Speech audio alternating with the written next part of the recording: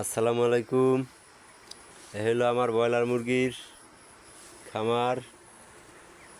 আমি 100 ব্রয়লার মুরগি উঠেছিলাম।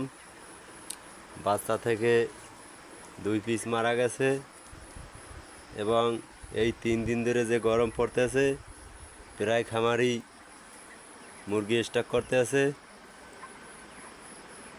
আমার অলরেডি 3 পিস স্টক করছে। মুরগিগুলো খুব এখন ভালোই সুস্থ আছে।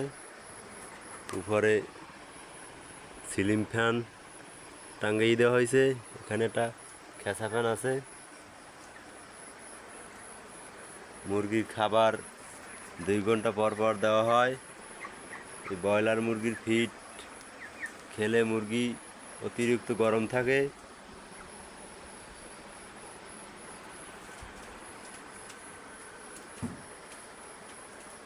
দিনে মুরগিকে লেবুর রস এবং স্যালাইনে পানি দেওয়া হয়। আল্লাহর রহমতে মুরগিগুলো খুব সুস্থই আছে। আজকে বয়স ওদের 27 দিন। আল্লাহর রহমতে আর 2-3 দিন গেলেই মুরগি সেল দিয়ে দেব। অলরেডি গায়ে ওয়েট